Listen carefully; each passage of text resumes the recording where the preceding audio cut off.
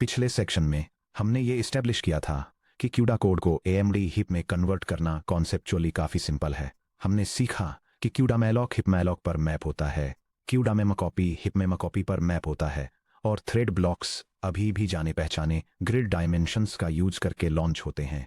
अगर आप एक छोटा single file toy project maintain कर रहे हैं तो सर्च और रिप्लेस के साथ उन स्टैंडर्ड API रिप्लेसमेंट्स को मैनुअली करने में सिर्फ कुछ ही मिनट लगते हैं। लेकिन क्या होता है जब आपको एक ऐसा एंटरप्राइज कोड बेस थमा दिया जाता है जिसमें 500,000 लाइन्स ऑफ प्रोडक्शन C++ हो, जो हंड्रेड्स ऑफ .cu, .cuh और .cpp फाइल्स में फैला हो? क्या होगा अगर वह code base CUDA driver APIs, complex C++ template Meta programming, custom inline PTX assembly और CUB या क्यूबलास जैसी इकोसिस्टम लाइब्रेरीज पर हैविली रिलाई करता है? उस स्केल पर मैनुअल कन्वर्जन करना न केवल थकाऊ है, बल्कि यह subtle run time bugs, memory leaks और ब्रोकन बिल्ड स्क्रिप्ट्स को इंट्रोड्यूस करने की एक रेसिपी है। इसे सॉल्व करने के लिए AMD सीधे ROCm इकोसिस्टम में built in automated source to source translation tooling provide करता है। इस सेक्शन में हम अपने बिल्ड इंजीनियर की हैट पहनेंगे और एक्सप्लोर करेंगे कि क्यूडा रिपोजिटरीज को पोर्टेबल हिप C++ कोड में ऑटोमेटिकली पार्स, ट्रांसलेट और मॉडर्नाइज करने के लिए हिपिफाई क्लैंग का कैसे यूज करें।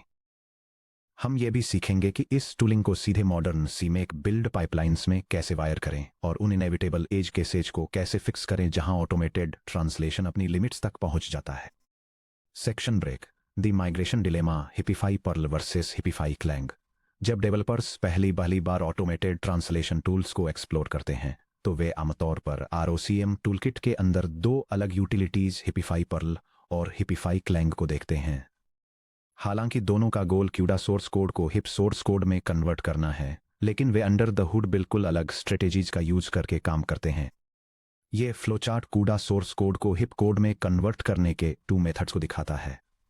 फर्स्ट पाथ एक रेगेक्स बेस्ड स्क्रिप्ट का यूज करता है जो फास्ट है लेकिन लिमिटेड है, जिसमें अक्सर मैक्रोज और कॉम्प्लेक्स टेम्पलेट्स के लिए मैनुअल फिक्सेस की जरूरत होती है। सेकंड पाथ एक कंपाइलर फ्रंट एंड टूल का यूज करता है जो डीप सिंटैक्टिक एनालिसिस परफॉर्म करता है, मैक्रोज को एक्सपेंड करता है और प्रोडक्शन रेडी कोड जनरेट करने के लिए टाइप्स को वैलिडेट करता है। Option A hipify Perl, regex string replacement. Hipify Perl में लिखा गया एक लाइट टेक्स्ट स्कैनिंग स्क्रिप्ट है।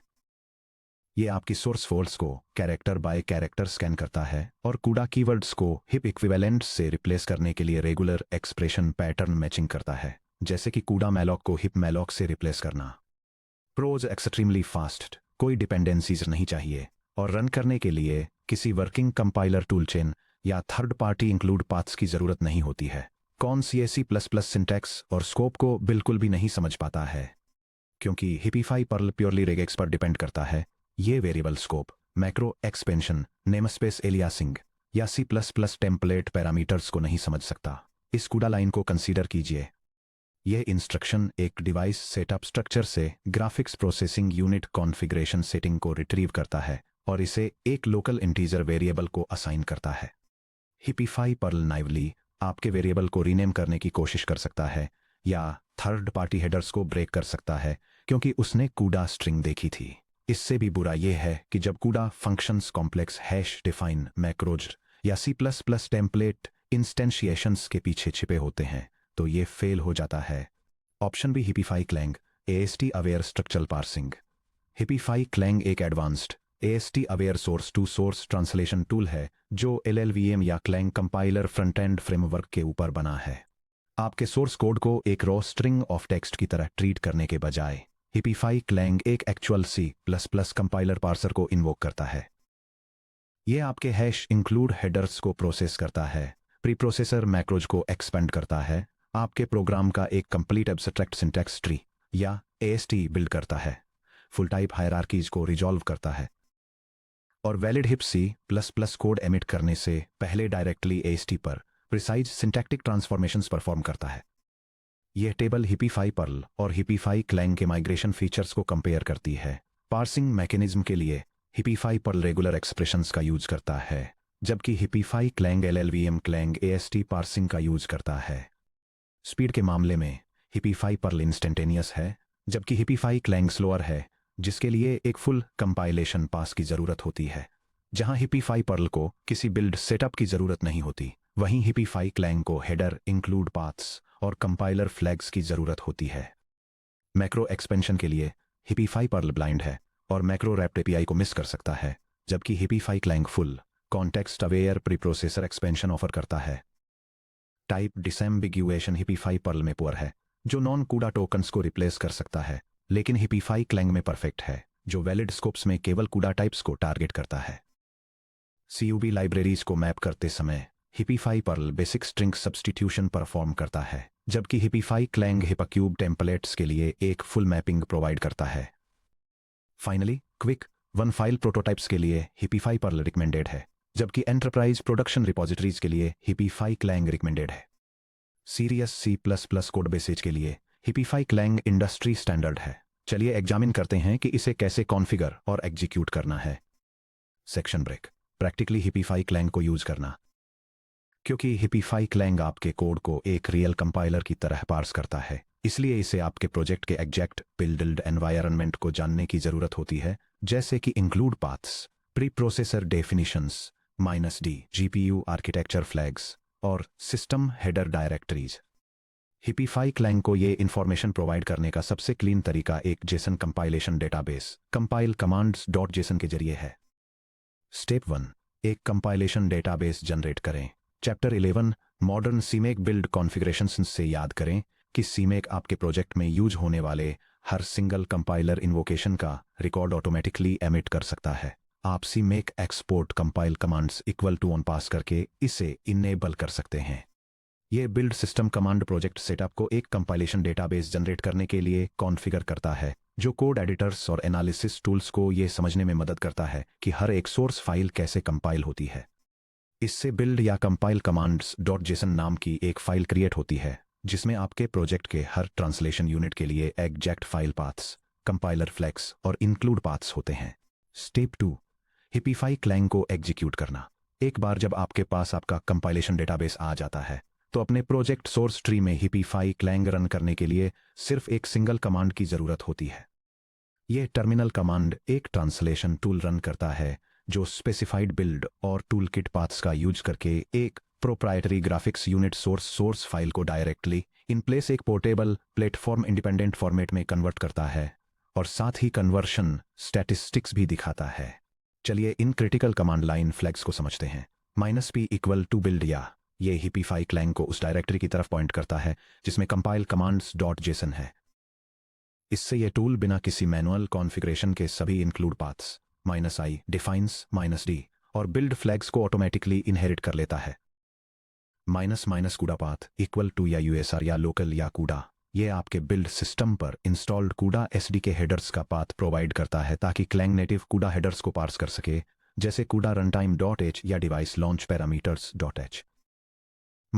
इन प्लेस ये कन्वर्टेड हिप कोड से सीधे इनपुट सोर्स फाइल को ओवरराइट कर देता है। अगर आप चाहते हैं कि हिपीफाई क्लैंग एक सेपरेट .hip फाइल में आउटपुट दे, तो इस फ्लैग को छोड़ दें। प्रिंट स्टैट्स यह कन्वर्टेड एपीआई वार्निंग्स और अनहैंडल्ड कूडा कंस्ट्रक्ट्स का ब्रेकडाउन प्रिंट करता है। ट्रांसलेशन आउटपुट रिपोर्ट्स को एनालाइज करना। जब आप प्रिंट स्टैट्स पास करते हैं, तो हिपीफाई क्लैंग सीधे आपके कंसोल आउटपुट पर एक डायग्नोस्टिक समरी डिलीवर करता है। यह रिपोर्ट एक प्रोप्राइटरी फ्रेमवर्क से एक ओपन सोर्स इक्विवेलेंट में graphics processing unit source file के सक्सेसफुल ऑटोमेटेड कन्वर्जन को आउटलाइन करती है। यह रिफैक्टर किए गए ऑपरेशंस के टोटल नंबर को डिटेल करती है और खासतौर पर memory allocation, data transfer, event synchronisation और एरर हैंडलिंग फंक्शंस के ट्रांसलेशन को हाईलाइट करती है। यह डायग्नोस्टिक रिपोर्ट आपकी सोर्स फाइल्स पर अप्लाई किए गए हर ट्रांसफॉर्मेशन को कंफर्म करती है, जिससे आप वेरीफाई कर सकते हैं कि पास के दौरान कोई भी कूडा एपीआई स्किप नहीं हुई थी। Section break. हिपीफाई क्लैंग को मॉडर्न सीमेक वर्कफ्लोज में इंटीग्रेट करना। कमांड लाइन यूटिलिटीज को मैन्युअली रन करना एक सिंगल पास के लिए तो काम करता है, लेकिन कंटिन्यूअस इंटीग्रेशन CI पाइपलाइंस एक ऑटोमेटेड बिल्ड सेटअप की डिमांड करती हैं। जब आप AMD हार्डवेयर के लिए अपने प्रोजेक्ट को बिल्ड कर रहे हों, तो आपके बिल्ड सिस्टम में लेगेसी कूडा सोर्सेज को हिपसीसी को सौंपने से पहले ऑटोमेटिकली हिपीफाई करने की कैपेबिलिटी होनी चाहिए। चैप्टर 11 में इंट्रोड्यूस किए गए टारगेट बेस्ड सीमेक पैराडाइम्स का यूज करके हम एक कस्टम सीमेक फंक्शन लिख सकते हैं जो बिल्ड जनरेशन पास के दौरान हिपीफाई क्लैंग में डायनामिकली हुक हो जाता है। यहाँ एक complete production ready CMake lists dot TXT है जो ये डेमोन्स्ट्रेट करती है कि एनवीडिया और एएमडी दोनों हार्डवेयर टारगेट्स के लिए ड्यूअल कंपाइलेशन को सीमलेसली कैसे सपोर्ट किया जाए। ये बिल्ड कॉन्फ़िगरेशन स्क्रिप्ट यूजर के सिलेक्शन के बेसिस पर या तो एनवीडिया या एएमडी ग्राफिक्स प्रोसेसर्स को टारगेट करने के लिए एक C++ प्रोजेक्ट सेटअप करती है।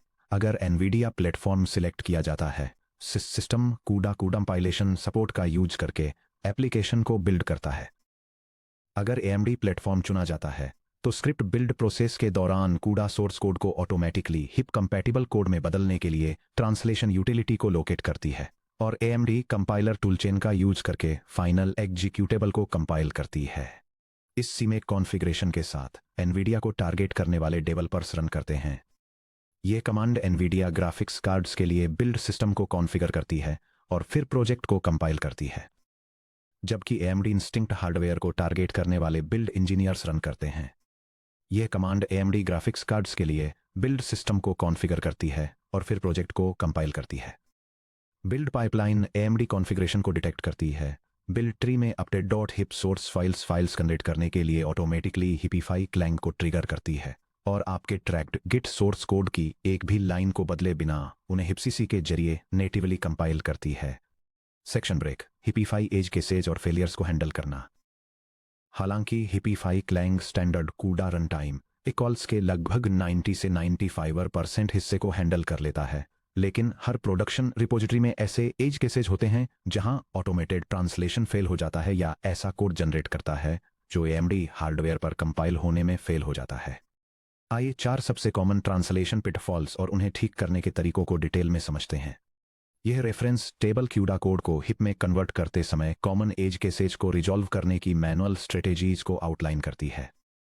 यह डिटेल में बताती है कि प्री प्रोसेसर चेक और एएमडी इंट्रिंसिक्स का यूज करके इनलाइन असेंबली को कैसे हैंडल किया जाए, डिफरेंट वार्प साइजेस के लिए hard coded warp shuffle mask को कैसे अडॉप्ट किया जाए, लेगेसी ड्राइवर एपीआई कॉल्स को हिप एलियासेज में कैसे मैप किया जाए और एनवीडिया स्पेसिफिक लाइब्रेरीज को उनके हिप कंपैटिबल अल्टरनेटिव्स से कैसे रिप्लेस किया जाए। Edge case 1 inline PTX assembly instructions. Hipify Clang C++ syntactic layer पर ऑपरेट करता है। यह एनवीडिया पीटीएक्स असेंबली को एएमडी जीसीएन या CDNA GPU ISA assembly instructions में ट्रांसलेट नहीं कर सकता। अगर आपके हाई परफॉर्मेंस कूडा कर्नेल में इस तरह की इनलाइन असेंबली है, यह कूडा फंक्शन ग्लोबल जीपीयू मेमोरी से एक फ्लोटिंग पॉइंट वैल्यू लोड करने के लिए इनलाइन असेंबली का यूज करता है और साथ ही ऑप्टिमाइज्ड एक्सेस के लिए सभी कैश लेवल्स पर डेटा स्टोर करने के लिए एक कैशिंग हिंट अप्लाई करता है। हिपिफ्लाई क्लैंग पार्सिंग के दौरान एक वार्निंग देगा और इनलाइन पीटीएक्स असेंबली को अनचेंज्ड छोड़ देगा। अगर इसे एएमडी हार्डवेयर को टारगेट करने वाले हिपसीसी को पास किया जाता है तो कंपाइलेशन एक इनलाइन असेंबली सिंटैक्स एरर के साथ फेल हो जाएगा। रेसोल्यूशन स्ट्रेटेजी वेंडर असेंबली को आइसोलेट करने के लिए platform specific pre processor macro blocks का यूज करें।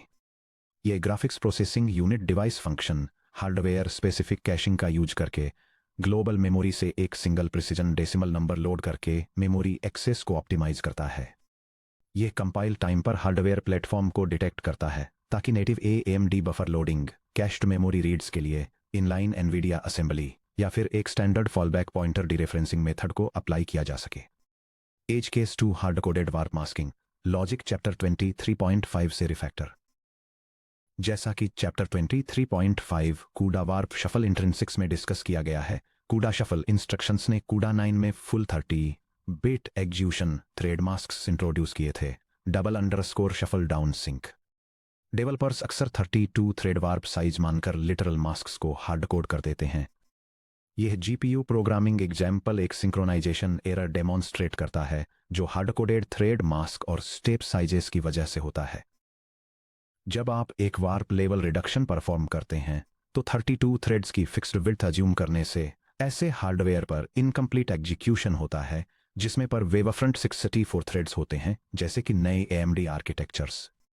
हालांकि hipify Clang double_ shuffle down sync को एप्रोप्रिएटली रीनेम कर देगा, लेकिन यह आपके मास्क या एग्जीक्यूशन स्टेप लॉजिक को मॉडिफाई नहीं करेगा। अगर इसे अनचेंज्ड छोड़ दिया जाए तो एएमडी वेवफ्रंट पर थ्रेड्स 32 से 63 या तो अनडिफाइंड बिहेवियर एग्जीक्यूट करेंगे या फिर पूरी तरह से मास्क आउट हो जाएंगे। Resolution strategy static warp masks को डायनेमिक एग्जीक्यूशन वेरिएबल से रिप्लेस करें जो एक्चुअल रनटाइम विड्थ के बेसिस पर बिट मास्क्स कंप्यूट करते हैं। यह कोड एक पैरेलल एग्जीक्यूशन ग्रुप में थ्रेड्स के बीच डेटा शेयर करने के लिए एक portable GPU programming pattern demonstrate करता है। यह इस बेसिस पर एग्जीक्यूशन ग्रुप का साइज डिटरमिन करता है कि ये एनवीडिया या एएमडी हार्डवेयर पर रन कर रहा है। सभी एक्टिव थ्रेड्स को सिंक्रोनाइज करने के लिए एक बिट मास्क जनरेट करता है और फिर हाफ स्टेप इंक्रीमेंट्स के जरिए ग्रुप में वैल्यूज को रिड्यूस करने के लिए एक शफल ऑपरेशन परफॉर्म करता है।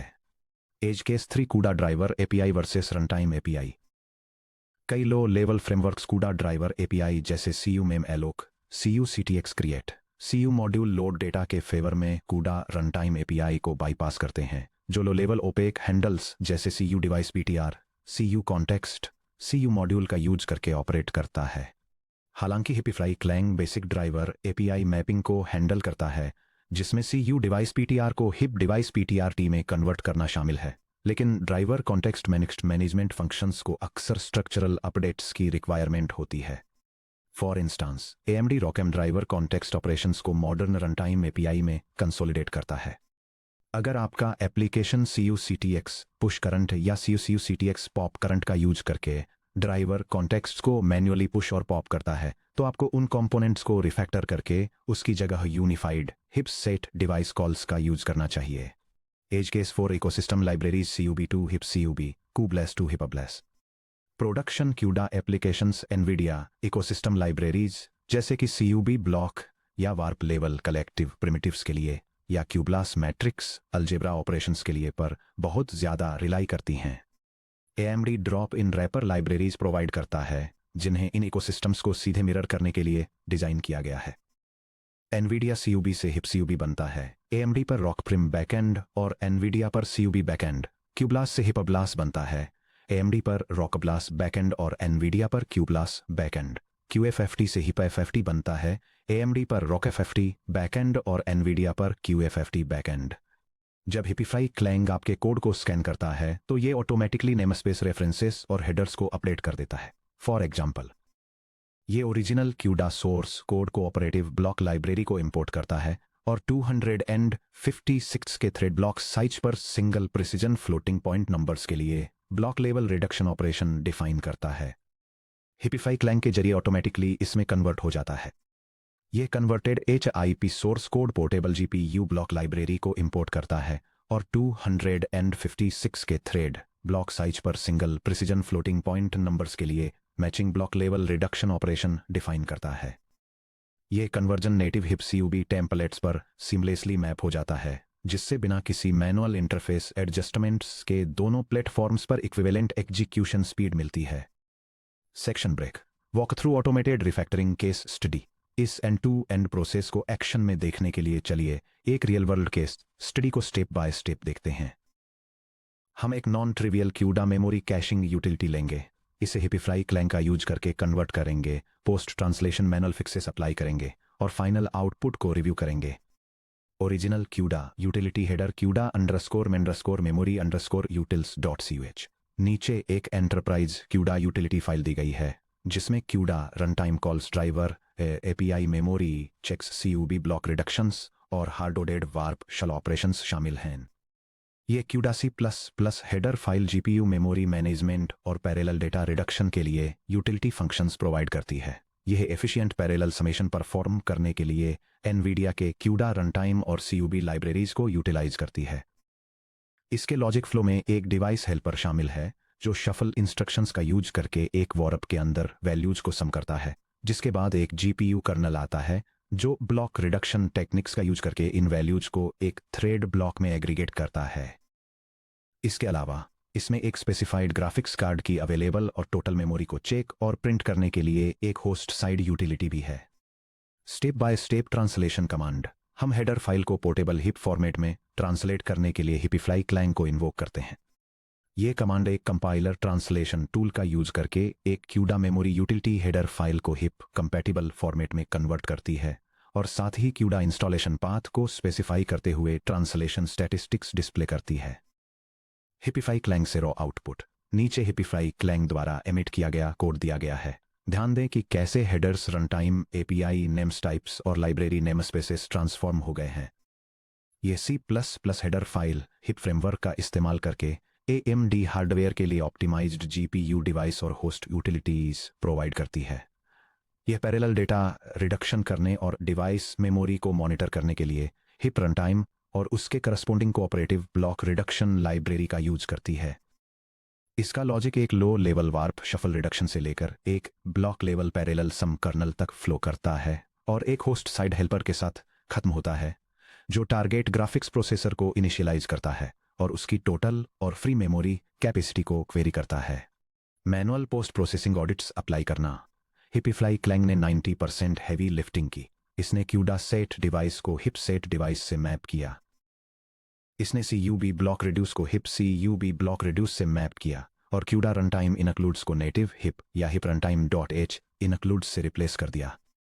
हालांकि वार्प सम के अंदर हार्ड कोडेड वार्प असंपशन को फिक्स करने के लिए अभी भी एक मैनुअल पोस्ट प्रोसेसिंग ऑडिट की जरूरत है। यह रही हमारी final hand tuned production grade file, जो NVIDIA H100 और AMD i300X दोनों प्लेटफॉर्म्स पर मल्टी आर्क डिप्लॉयमेंट के लिए तैयार है।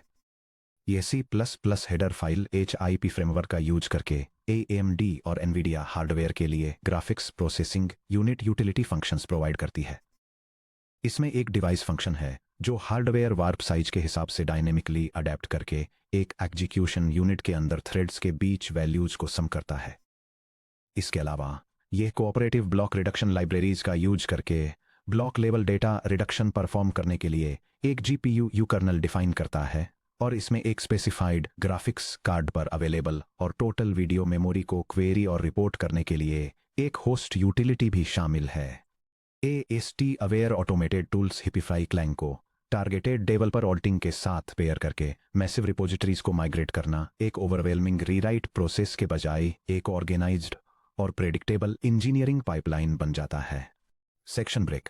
सिंगल वेंडर इकोसिस्टम से आगे बढ़ना।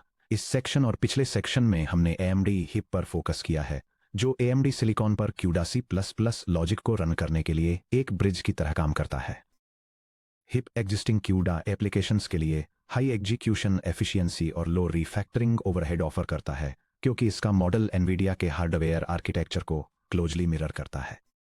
हालांकि हिप अभी भी फंडामेंटली उसी C++ कर्नल सिंटैक्स स्टाइल में रूटेड है जिसे क्यूडा ने शुरू किया था। क्या हो अगर आपको ऐसा हाई परफॉर्मेंस GPU सॉफ्टवेयर लिखना हो जो किसी भी वेंडर के स्पेसिफिक कंपाइलर इंफ्रास्ट्रक्चर से बंधा न हो? क्या हो अगर आपका टारगेट डिप्लॉयमेंट टारगेट सिर्फ NVIDIA या AMD GPU न होकर Intel data center max accelerators ARM based embedded SoC या high performance multi core CPU और FPGA भी हो? अलग अलग वेंडर स्पेसिफिक कोडबेस को मेंटेन किए बिना इस चैलेंज को सॉल्व करने के लिए high performance computing community open और वेंडर न्यूट्रल स्टैंडर्ड्स पर रिलाई करती है। अगले सेक्शन 29.4 सिकल और 1 API Kronos group open standard for heterogeneous hardware CPU GPU FPGA में हम वेंडर लॉक्ड एक्सटेंशंस से आगे बढ़ेंगे और क्रोनोस सिकल का यूज करके मॉडर्न प्योर आई SoC++ हेट्रोजीनियस प्रोग्रामिंग को एक्सप्लोर करेंगे।